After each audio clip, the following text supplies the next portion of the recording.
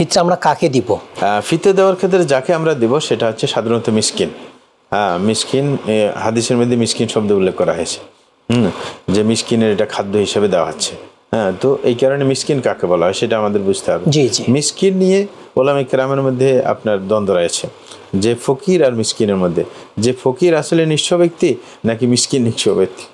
কেউ বলেছেন কোরআনের মধ্যে যখন জাকাতের বর্ণনা দেওয়া হয়েছে তখন ইন্নামাস সাদাকাতুল লিল ফুকারা ওয়াল মাসাকিন বলা হয়েছে।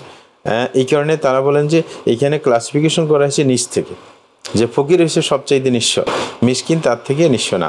কিন্তু অধিকাংশ ওলামা কেরাম, বিজ্ঞ ওলামা কেরাম বলে যে না, এটা দলিল হইতে পারে না, কারণ এখানে ধারাবাহিকতা আসলে উদ্দেশ্য না, কি কত বেশি প্রয়োজন রয়েছে, এখানে শুধু মানে প্রকারগুলো উল্লেখ করেছেন। কিন্তু শব্দের ধারা, এটা আরবি ভাষার একটা নিয়ম আছে, কোনো শব্দ তার মূল ধাতুর সাথে তার সম্পর্ক থাকতে হবে, এটা হচ্ছে নিয়ম। সুতরাং মাঝখানা থেকে মিসকিন, মাঝখানা মানে তার একবারে অবস্থা এমন হয়ে গেছে যে ঘরে থাকে বাধ্যতামূলক হয়েছে, মানে খাবার পাচ্ছে না, এবার উঠতে বাইরে ঘুরে ফেরা করার তার সুযোগ নাই, পিঠ ঠেকে গেছে যেটাকে বলা হয় মাঝখানা। মানে ঘরে অবস্থান করতেছে, বাইরে যাওয়ার তার আর সাহস নাই, সুযোগ নাই, মানে এমনভাবে নিঃস্ব ব্যক্তি। এই কারণে মিসকিন বলতে একেবারে নিঃস্ব বোঝানো হয়, যার কিছুই নেই। অনেকে এইভাবে মানে সংজ্ঞায়িত করেছেন যে একজন মিসকিন মানে তার আজকের এখনকার বেলার খাবার খাইলে দ্বিতীয় বেলার তার কোনো মানে খাবারের ব্যবস্থা নেই, তাকে চিন্তা করতে হয়, ব্যবস্থা নিয়ে টেনশন করতে হয়, তাকে মিসকিন বলে।